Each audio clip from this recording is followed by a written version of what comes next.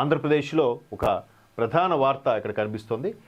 ఇంటిని మరిపిస్తుంది, సౌకర్యం కల్పిస్తుంది. అంటే ఇదేదో ప్రభుత్వము పేదలకు కట్టించే ఇల్లు కాదు, కానీ సర్వ సౌకర్యాలతో ఏర్పాటైన ఒక చిన్న, మనకు చూడొచ్చు కన్స్ట్రక్షన్ ఫీల్డ్లో కన్స్ట్రక్షన్ చేసేవాళ్ళు ఒక చిన్న చిన్న కంటైనర్లు పెట్టుకొని దానికి డోర్ అరేంజ్ చేసుకొని అందులోనే వాళ్ళ అక్కడ ఉండే కార్మికులు సేద తీరుతూ ఉంటారు. అక్కడే రెసిడెంట్గా వాళ్ళు పని అయిపోయిన తర్వాత అక్కడే ఉంటూ ఉంటారు. సో దాన్నే ఒక కాన్సెప్ట్గా తీసుకొచ్చి రెడీమేడ్గా పెట్టి సర్వహంగులతో సర్వ సౌకర్యాలతో ఒక ఇంటిని తయారు చేస్తున్నారు. అది కూడా రేపు ప్రపంచ తెలుగు మహాసభలకు సంబంధించి ఆంధ్రప్రదేశ్ ప్రభుత్వం అమరావతిలో ఏర్పాటు చేయబోతుంది. అది కూడా అతిథులకి, విఐపీలకి. యాక్చువల్గా ఒలింపిక్స్ జరిగినప్పుడు ఎక్కడైనా సరే ఒలింపిక్ విలేజ్ ఒకటి ఏర్పాటు చేస్తారు. ఇలాంటి రెడీమేడ్ సౌకర్యాలతోనే అన్నీ ఏర్పాటు చేసి వచ్చే స్పోర్ట్స్ పర్సన్స్కి వాటితో పాటు సపోర్ట్లకి, వాళ్ళ కోచ్లకి, గార్డియన్లకి అలా కూడా ఏర్పాటు చేయడం కోసం ఒక మున్సిపాలిటీ అంత విలేజ్ని ఏర్పాటు చేస్తారు. అలాగే ఇక్కడ కూడా ఒక వివిఐపీల కోసం వంటగది, బెడ్రూమ్, బాల్కనీతో ఏర్పాటు చేసిన ప్రత్యేక క్యాప్సల్స్. అంటే క్యాప్సల్ మన ట్యాబ్లెట్ క్యాప్సల్ లాగా ఎలాగైతే ఉంటుందో అంత క్యాప్సల్ అంతా నిడివితో సుమారుగా ఒక 20 అడుగులు పొడవు, ఒక 15 అడుగులు వెడల్పుతో ఒక చిన్న, ఇప్పుడు క్యార్వాన్ అంటున్నారు కదా బస్సు, అది రన్నింగ్ మూమెంట్లో ఉన్నది. అలాంటి క్యార్వాన్ లాగే ఒకటి రెడీ చేస్తున్నారట. జనవరి 3 నుంచి గుంటూరు సత్యసాయి స్పిరిచువల్ సెంటర్లో జరిగిన ప్రపంచ తెలుగు మహాసభల్లో పాల్గొనే వివిఐపీల కోసం ప్రత్యేకంగా సభావేదికల వద్ద క్యాప్సల్స్ హోమ్స్ ముస్తాబవుతున్నాయి. క్యాప్సల్ హోమ్స్ ఒక్కొక్కటి 23 లక్షల ఖరీదైన 3 ఇక్కడ అందుబాటులో ఉంచారు. వీటిలో ఇంటిని తప్పించేలా వంటగది, అధునాతన మరుగుదొడ్లు, షవర్లు, 16 పడకలు, బాల్కనీ వంటి వసతులు ఉంటాయి. సీఎం, సుప్రీంకోర్టు న్యాయమూర్తి వంటి ప్రధాన అతిథుల కోసం వీటిని ఏర్పాటు చేశామని నిర్వాహకులు తెలిపారు. ఇక్కడ చూడండి ఆ ఏర్పాట్లు ఏవైనా ఉన్నాయో, ఎంత సర్వహంగులతో ఉన్నాయి.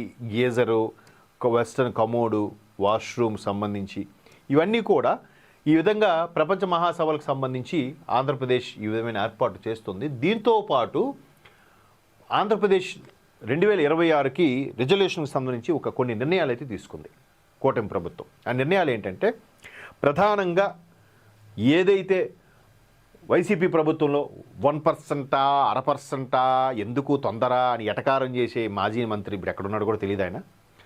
ఆ తర్వాత అంబటి గారికి అప్పగిస్తే ఆయన అడగండి, ఈయన అడగండి అని. ఎందుకంటే వాళ్ళు ఏ పని చేయలేదు, ఏ అభివృద్ధి చేయలేదు. ఎంతసేపు కూర్చున్నామా, బటన్ నొక్కామా, పథకాలు ఇచ్చామా, మనుషుల్ని బిచ్చగాళ్ళలాగా సోమరిపోతులా తయారు చేయడం అనే కాన్సెప్ట్ పెట్టుకున్నారు. అదే ఓటు బ్యాంక్గా ఊహించుకున్నారు.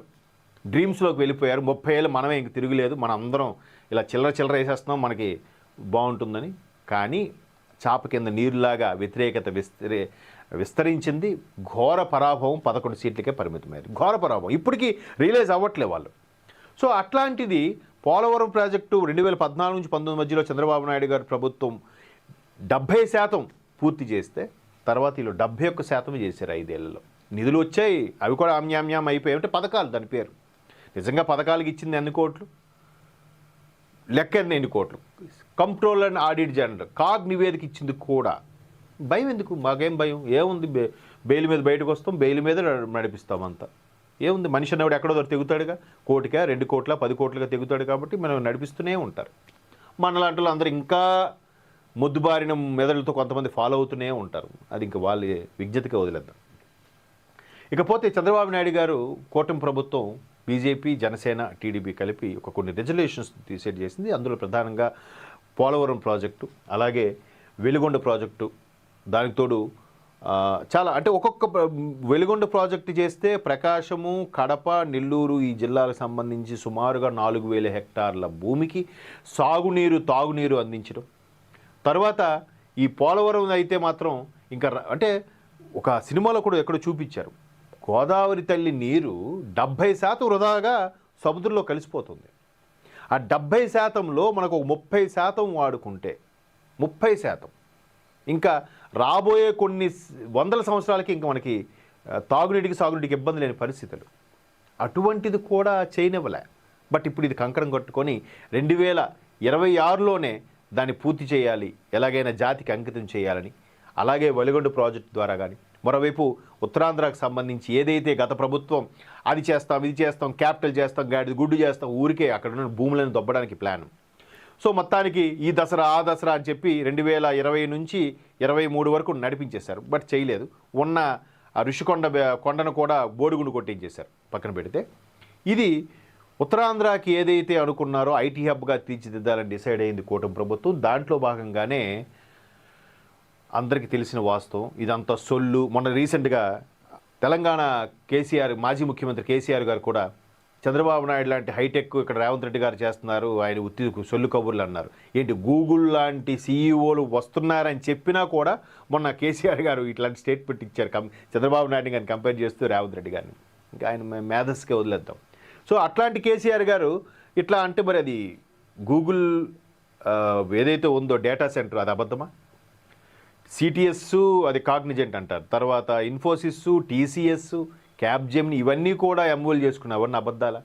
సరే, అల్లూరి సీతారామరాజు ఇంటర్నేషనల్ ఎయిర్పోర్ట్ ఇది అబద్ధమా? భోగాపురంలో విజయనగరం జిల్లా అంటే విశాఖకి శ్రీకాకుళంకి మధ్యలో హైవే మీద ఒక భోగాపురం అనే ఊరి దగ్గర ఎయిర్పోర్ట్ వచ్చింది. ఈ ఎయిర్పోర్టు ఎలా ఉండబోతుంది? International airport. రీసెంట్గా రామ్మోహన్ నాయుడు గారు ట్రయల్ రన్లు కూడా కొన్ని చేశారు. రేపు మార్చి నుంచో ఫిబ్రవరి నుంచో ఫ్లైట్లు కూడా తిరగబోతున్నాయి. అంతేకాకుండా తీర ప్రాంతంలో వస్తున్న ఇంటర్నేషనల్ ఎయిర్పోర్ట్ కాబట్టి కార్గోస్ కూడా ఎక్కువ ప్రాధాన్యత ఇస్తున్నారు. 50% కార్గోస్ ద్వారా దాన్ని చేయాలని చూస్తున్నారు. ఈ 2026లోనే ఏదైతే ఇంటర్నేషనల్ ఎయిర్పోర్ట్కి వైజాగ్ పోర్టు వరకు ఉన్న ఈ తీర ప్రాంత క్యారిడార్ ఏదైతుందో దాన్ని కూడా 6 లైన్ రోడ్ చేయాలని కూడా కంకణం కట్టుకున్నారు. అంటే ఎన్ని చేస్తూ ఒక్కొక్కటి ఇంప్లిమెంట్ చేస్తున్నా కూడా ఇంకా బురదజల్ల ఇది తుస్సు అది తుస్సు అంటే వీళ్ళ రాజకీయ లబ్ధి కోసం వీళ్ళని ప్రతి ఒక్కరూ వీళ్ళు ప్రతి పేపర్లోనూ ప్రతి మీడియాలోనూ వీళ్ళ గురించి రావాలని ఏదో ఒకటి మాట్లాడుతున్నారు. మాజీ ముఖ్యమంత్రులు అక్కడ జగన్మోహన్ రెడ్డి గారు కానీ ఇక్కడ కేసీఆర్ గారు కానీ.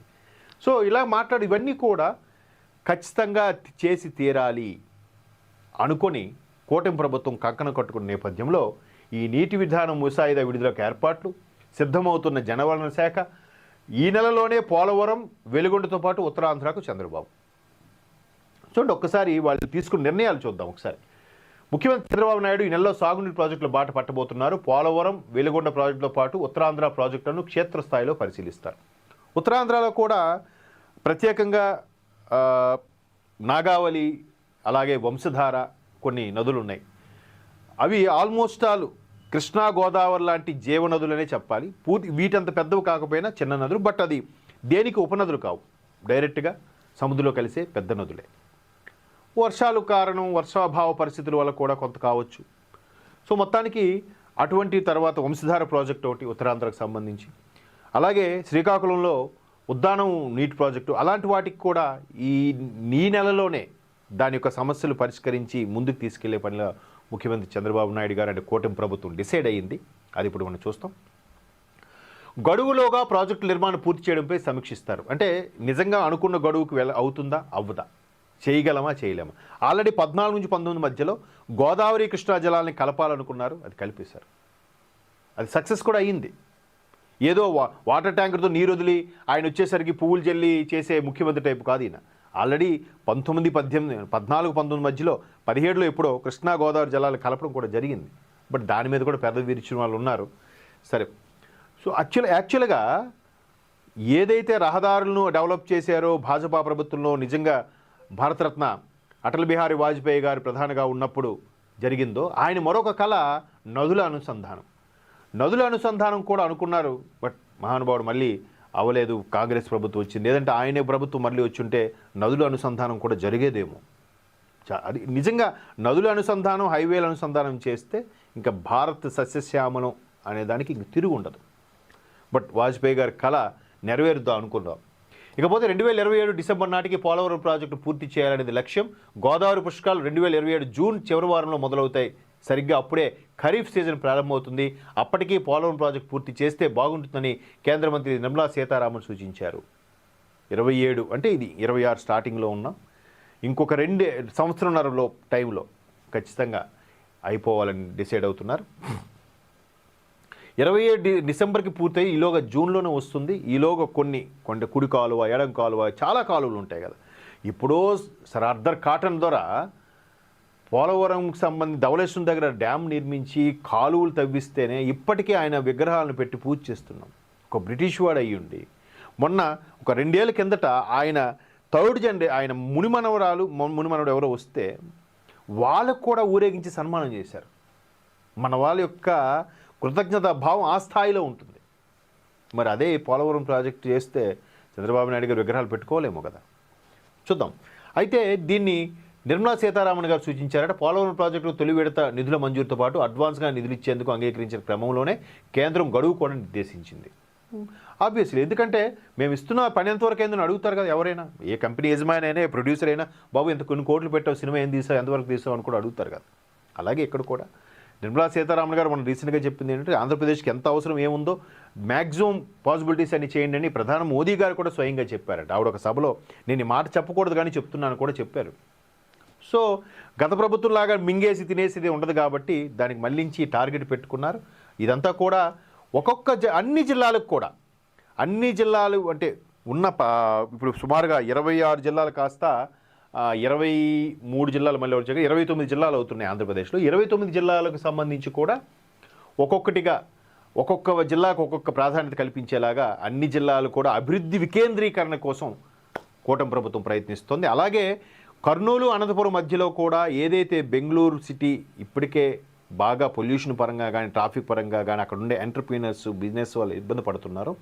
వాళ్ళని ఆంధ్రప్రదేశ్ ఐటీ శాఖ మంత్రి లోకేష్ గారు డైవేస్ మరీ తీసుకొచ్చి రండి మా దగ్గర రండి, మీకు ఏ కావాలంటే అది చేస్తాం, సబ్సిడీ ఇస్తాం, మీరు అనంతపురం కర్నూలు మధ్యలో పెట్టుకోండి, లేదా అమరావతిలో పెట్టండి, లేదా వైజాగ్లో పెడతారు, ఎక్కడ మీ ఇష్టం ఎక్కడైనా అలా స్ప్రెడ్ చేసి ఇప్పుడు కర్ణాటక ప్రభుత్వం పరోక్షంగా లోకేష్ గారి మీద టార్గెట్ చేస్తుంది. అరే మీరు అవకాశాలు కల్పించలేకపోతున్నారే, వేరే సిటీని ఏర్పాటు చేయలేకపోతున్నారు, వేరే ప్రత్యామ్నాయం ఏర్పాటు చేయలేకపోతున్నారు. ఇప్పుడు హైదరాబాద్కి ప్రత్యామ్నాయంగా వరంగల్లో దేన్ని తీర్చిదిద్దాలనుకున్నారు. సో అలాగే అక్కడ ప్రత్యామ్నాయం ముందే వాళ్ళు అడక్కముందే చేస్తే అరే ప్రభుత్వం మన కోసం పట్టించుకుంటుందని ఎక్స్పాండ్ అవుతుంది. పట్టించుకోకపోతే ఏమవుద్ది? పక్క రాష్ట్రం మన రెడీగా ఉన్నారు, రండి ఇక్కడ పెట్టండి అంటున్నారు. ఇది కర్నూలుకి అనంతపురం మధ్యలో ఇంకొక ఏదది BMW రోల్స్ రాయ్స్కి సంబంధించి ఒక పవర్ బ్యాటరీస్ ఉంటాయి కదా, దానికి సంబంధించిన కంపెనీ కూడా ఒకటి రాబోతుంది. ఆల్రెడీ కియా ఉంది కాబట్టి. ఇది చాలామందికి తెలియదు. ఇది రోల్స్ రాయ్స్ కారు ఎంత కాస్టో వాళ్ళు తయారు చేసే ఆ బ్యాటరీ బ్యాకప్ పవర్ ఏదైతే ఉందో, power backup electrical power backup సంబంధించి ఆ ఒక సంస్థ ఇక్కడ కర్నూలు రాయలసీమలో ఏర్పాటు చేయబోతుందంట. ఇలా ఎన్నో, అంటే వీళ్ళు ఎంతో అవకాశం, భారతదేశం మొత్తం మీద ఎన్నో అవకాశాలు ఉన్నాయి. ఆంధ్రప్రదేశ్ వైపు ఎందుకు మొగ్గు చూపుతున్నారంటే బికాజ్ ఆఫ్ కూటమి ప్రభుత్వం. కేంద్రంలో కూడా కూటమి ఉంది, అదే వీళ్ళకి సపోర్ట్ చేస్తుంది. వీళ్ళు దాని అవకాశాలను అందిపుచ్చుకుంటున్నారు. దానికి కావాల్సిన ఏర్పాట్లు, సదుపాయాలన్నీ ఏ ఒక్క చిన్న అవకాశాన్ని కూడా వదలట్లే. ఇప్పుడు ప్రపంచ మహాసభలు ఏదైతే నిర్వహిస్తున్నారో సత్యసాయి జిల్లాలో, దాన్ని కూడా ఎంతమంది ఎంటర్ప్రీనర్స్ వస్తారు, ఎంతమంది మేధావులు గొప్ప వాళ్ళు వస్తారు, వాళ్ళు కూడా రండి మీరు చూడండి, మా దగ్గర అవకాశాలు చూడండి, చిన్న అవకాశం ఉన్నా పెట్టండి. చిన్న BPO సెంటర్ నుంచి పెద్ద పెద్ద మ్యానుఫ్యాక్చరింగ్ యూనిట్ వరకు ఏది పెడదామన్నా మీరు మీ ఇష్టం, మీకు కావాలన్న సింగిల్ పేపర్ డాక్యుమెంటేషన్ చేస్తామని కూడా కూటమి ప్రభుత్వం ముందుకు వస్తుంది. సో మొత్తం మీద న్యూ ఇయర్ వేడుకలకు సంబంధించి కొన్ని చోట్ల విషాదం జరిగింది, కొన్ని చోట్ల ఆనందహేళ జరిగాయి, చాలామంది రెజల్యూషన్ జరుగుతున్నారు. ఏది ఏమైనా మానవులు ఎక్కువగా పరిణితి చెందుతున్నారు అనిపిస్తుంది, కానీ బలహీనంగా పడుతున్నారు, అంటే మానసికంగా బలహీనలు అవుతున్నారు. ఇలాంటి టెక్నాలజీలు వచ్చాక ఇంకా బలహీనం అవుతున్నారు, సూసైడ్ చేసుకోవడం ఇవన్నీ అవుతున్నాయి. బట్ ఈగోలకి వాటికి వెళ్ళకుండా కొత్తగా సమయం పాటిస్తే అన్నీ సర్దుకుంటాయి. చూద్దాం. ఇంకా 2026 బాగుండాలని కోరుకుందాం, అందరికీ కలిసి రావాలని కోరుకుంటుంది మన AT పల్స్. ఇది ఇవాళ AT పల్స్లో ఉండే ప్రధాన వార్తలు.